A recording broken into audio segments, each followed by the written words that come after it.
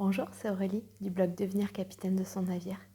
Je vous propose en ce début du mois de juillet un petit bilan de ces mois depuis mon retour à La Réunion, puisque j'ai assez peu publié. Et puis pour vous inviter à faire aussi ce petit bilan de milieu d'année. J'avais déjà écrit un article sur ces bilans que je fais régulièrement et je vous remettrai le lien dans la description. Donc 5 mois, moi, depuis que je suis revenue à La Réunion. Donc j'ai fait un peu le... Je commence toujours par faire le point sur ce que j'ai réalisé. Donc ce que j'ai réalisé, c'est de me réinstaller, donc de trouver un appartement, de le meubler. J'ai acheté l'appartement où je suis. Donc ça a été un plus gros projet, un gros projet. Donc je suis très contente, j'ai signé il y a 2 ou 3 semaines, donc ça s'est passé assez rapidement puisque c'est quasiment, j'ai visité 2 appartements, c'est le premier que j'ai visité et j'ai pu le louer de suite avant d'avoir signé définitivement. Donc ce qui a fait, ça a été un peu plus simple. Et puis j'ai dû totalement me réinstaller. Et j'en ai profité pour fabriquer des meubles parce que j'ai été contente d'apprendre. Alors j'avais déjà fabriqué des meubles, mais là de le faire toute seule. J'ai repris mon travail, finalement beaucoup plus rapidement que je pensais. Euh, J'avais prévu de m'arrêter plus longtemps, en fait, de faire un break plus long, donc j'avais pas besoin vraiment de travailler dès que je revenais. Mais hasard ou pas, j'ai des clients qui m'ont recontacté, certains pensant que j'étais encore en métropole, parce que j'avais même pas eu le temps de prévenir tout le monde, pour de la formation à distance. Et finalement, donc c'est de la formation que j'ai fait à distance, mais depuis La Réunion. Donc j'ai travaillé, enfin, je travaille encore pendant 3 semaines, donc j'aurais eu une période à peu près de 4 mois de travail, avril, mai, juin, juillet, où j'ai fait beaucoup de formations de formateurs, beaucoup sur la formation à distance, et donc à distance. Donc un peu comme la période du confinement, mais beaucoup moins quand même chargée en travail. Donc ça a été une reprise, malgré tout, qui m'a fait drôle en fait. Ça m'a fait vraiment drôle. Je vais dire quelque chose, une énormité pour beaucoup, mais ça m'a fait vraiment drôle de retravailler 5 jours par semaine et d'avoir que 2 jours de week-end. Et, euh, et c'est aussi cette expérience, après 8 mois d'arrêt, qui me permet de voir, de définir ce que j'ai envie et ce que j'ai plus envie. Ça m'a fait voilà, apprécier aussi certaines choses du distanciel, puisque j'ai quand même eu une période avec beaucoup moins de déplacements qu'avant. Et donc ça change mon quotidien. J'ai aussi écrit un article sur ça, plutôt sur mon blog professionnel, mais je pourrais vous le partager parce qu'en fait, ça change complètement mon quotidien de formatrice et du coup, ça a beaucoup d'impact sur ma vie personnelle parce que ça me permet d'avoir plus de temps pour mes activités et des horaires un peu plus fixes en fait, d'être en présentiel, d'être en distanciel par rapport au présentiel. Voilà, j'ai pu, là, depuis que ça a réouvert, reprendre le sport aussi de manière plus régulière et ça me fait vraiment beaucoup de bien. Euh, et finalement, là, le bilan que je fais, alors généralement, je prends les différents domaines de vie. Donc, il peut y avoir le travail, les amis, les loisirs, les projets, la santé, etc. Là, j'ai pas forcément repris tous les domaines. Ce qui est pour moi important, c'est de définir qu'est-ce que j'ai appris pendant cette période, qu'est-ce qui a été difficile, qu'est-ce qui a été chouette et qu'est-ce que finalement je veux conserver ou qu'est-ce que je ne veux plus. Euh, donc, ce que j'ai appris, que j'ai apprécié dans cette période, c'est d'avoir plus de temps pour moi et mes activités. Donc, j'ai suivi une formation d'anglais en mars, un stage Blossom Retreat qui est un stage d'immersion que j'ai beaucoup aimé, qui m'a permis de me reconnecter à l'anglais et d'avoir l'impression de voyager. Donc j'ai réintroduit des cours d'anglais dans ma semaine et le fait de regarder mes séries en anglais. Donc c'est devenu un peu une activité à part entière de pratique avec tout un groupe avec qui j'ai fait ce stage. J'ai repris le sport à la salle, enfin malgré la fermeture pendant 2 mois. Donc, j'ai repris le sport à la salle et de gagner dans cette régularité de pratique.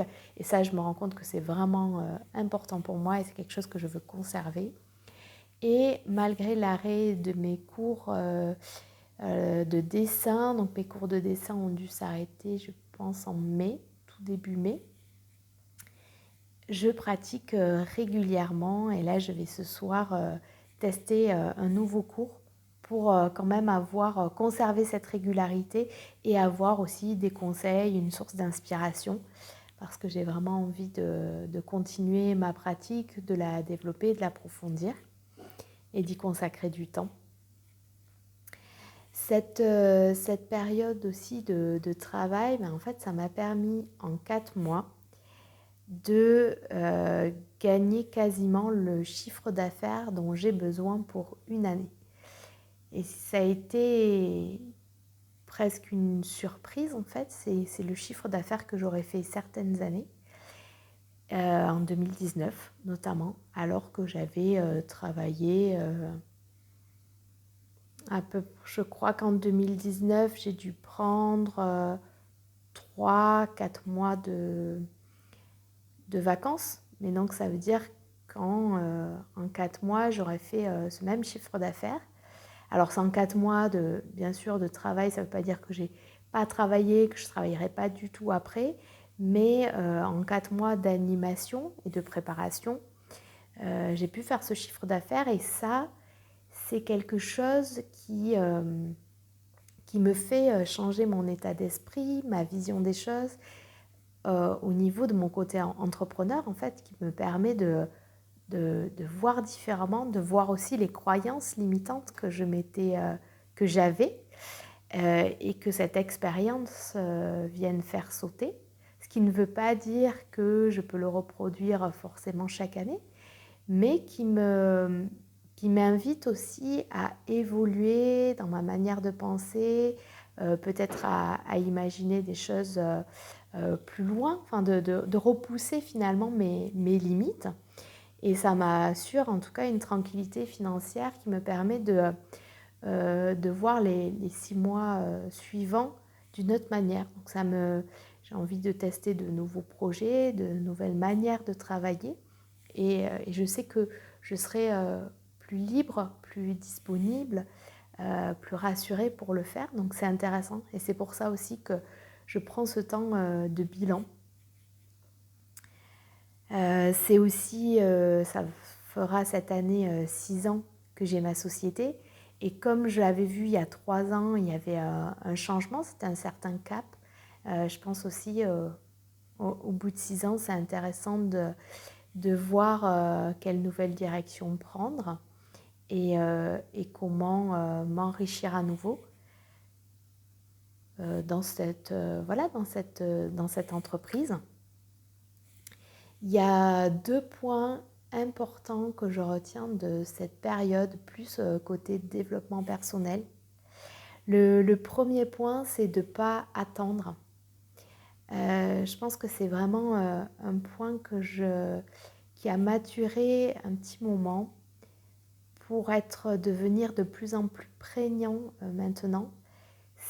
On tombe vite dans ce moment où on j'attends les vacances, j'attends l'année prochaine, j'attends d'avoir ce travail, j'attends d'avoir ce contrat, j'attends d'être en couple, j'attends ce voyage, etc.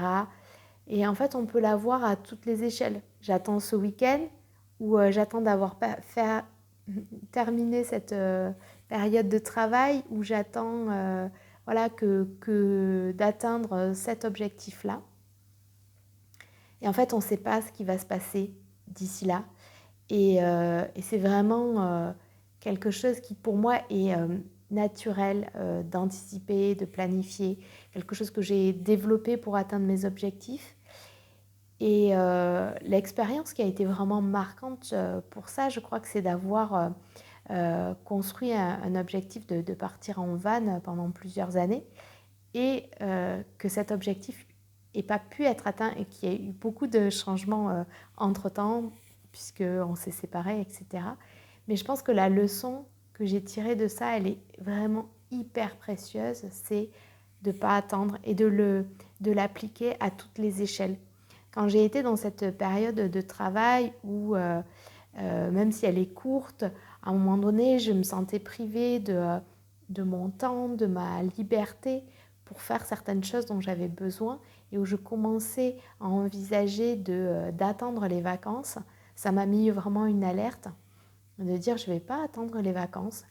En ce moment, j'ai moins de temps pour le faire, mais je peux quand même avoir du temps pour ce qui est important. Et donc ça m'a permis, ce qui est très relié au fait de ne pas attendre, c'est qu'est-ce qui est important pour moi maintenant, comment je peux mettre dans mon quotidien des choses importantes pour moi.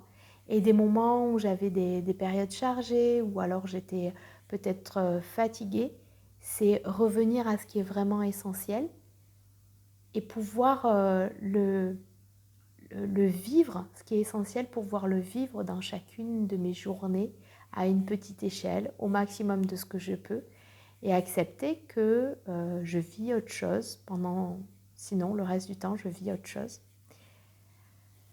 Et du coup, ce qui est relié aussi à un autre point important, c'est le changement d'état d'esprit. Avec donc la réinstallation, l'achat de l'appartement. J'ai rencontré quelques difficultés au début avec le prêt, les banques, etc. J'ai racheté une voiture avec laquelle j'ai eu aussi pas mal de difficultés, de rebondissements.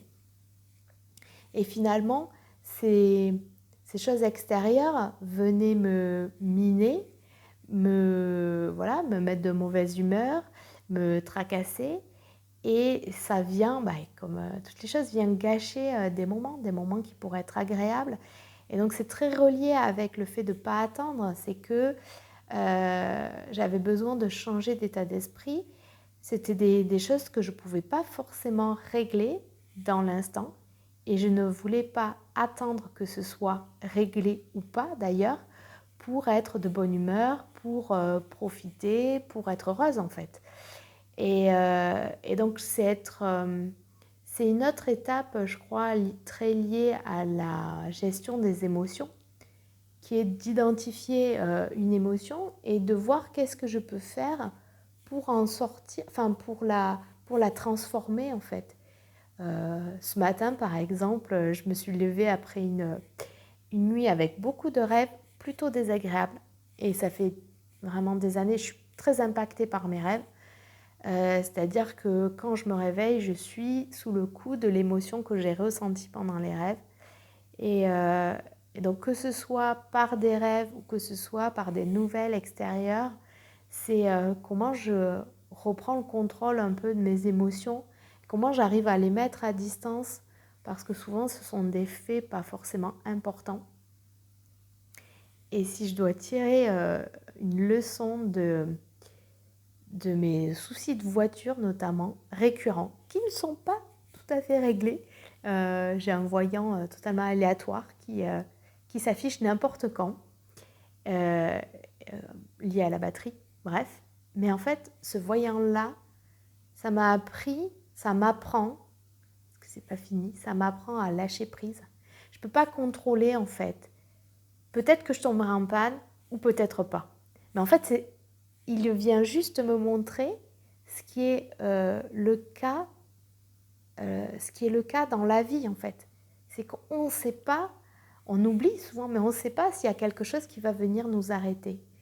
On ne sait pas s'il y a quelque chose qui va venir se mettre en travers de notre chemin, de nos objectifs, etc. Ça peut arriver n'importe quand. Et ce voyant-là, il me le rappelle. Et finalement, le fait d'avoir un rappel de ce lâcher-prise, du fait qu'on ne contrôle pas tout. Et je trouve ça intéressant. C'est pas évident, mais c'est une leçon de plus sur le fait de savourer l'instant présent. Et c'est une vraie démarche pour moi. Et ça continue à maturer, ça c'est aussi. Je crois que l'autre enseignement qui est vraiment pas terminé, c'est j'ai une tendance à l'impatience, ce qui m'a permis de faire avancer beaucoup de choses en étant assez rapide. Dans le côté matériel, c'est assez intéressant, effectivement. Au bout de 5 mois, j'ai déjà mon appartement, etc. Mais sur le côté plus personnel, professionnel, d'apprendre à prendre le temps, que les changements se font dans le temps. Et je crois que c'est très important quand on fait de la formation, quand on fait de l'accompagnement, de prendre en compte ça. Et je sais que c'est très différent du message qu'on passe sur les réseaux sociaux parce qu'il faut que tout aille de plus en plus vite. Et effectivement, moi, je vais de plus en plus vers le ralentissement. Accepter que les changements se font dans le temps. Pour moi, c'est être beaucoup plus réaliste, beaucoup plus authentique. Et puis, de ces 6 mois-là, ou peut-être même de cette année, ça m'a permis de vérifier mon cap. Et j'ai réussi à le synthétiser, même si c'était déjà là depuis longtemps. Mon cap, ça reste vraiment cette transmission, cet apprentissage aussi. Donc c'est le fait d'apprendre pour transmettre, pour partager sous différentes formes. Et cette créativité. La créativité, qu'elle soit sous le domaine artistique ou professionnel en fait. Là, j'oppose encore un peu, je différencie un peu les deux. Mais en fait, pour moi, cette créativité, ce lien avec l'apprentissage, la transmission, ça me montre, c'est relié dans l'innovation. Donc peut-être il y a quelque chose qui est en train de maturer autour de cette innovation que j'ai envie de partager. Pas une innovation technologique, pas une innovation économique d'ailleurs non plus, mais peut-être une autre manière de voir certaines choses, de réfléchir et donc de peut-être plus de l'ordre de la créativité, de la prise de conscience, de la pensée divergente. Et donc j'avance sur ce puzzle dont je parlais dans le dernier article, cette pièce de puzzle que je recherche. Et il y a vraiment un point important qui est venu à moi, qui est le fait de réunir ces différentes facettes. Et voilà, cette réflexion, elle prend un certain temps. J'utilise des outils, je réutilise aussi, je revois des outils que j'utilise depuis un certain temps et j'essaye d'y revenir avec un regard nouveau. Et donc au fil du temps, je vais vous partager tout ça sous forme de vidéos et d'articles. Ça sera un peu c'est le projet de ces 2 prochains mois. Et voir ce qui vous intéresse, comment ça peut vous aider et peut-être aussi le format qui vous intéresse. Pour l'instant, je partage sous forme de vidéo, sous forme d'articles selon l'inspiration du moment. Et peut-être que vos retours m'aideront à structurer cela ou ça restera de la manière la plus spontanée possible. Ça peut être bien. Enfin, voilà. Je vous souhaite une bonne fin de journée et puis à très bientôt pour des vidéos et des articles.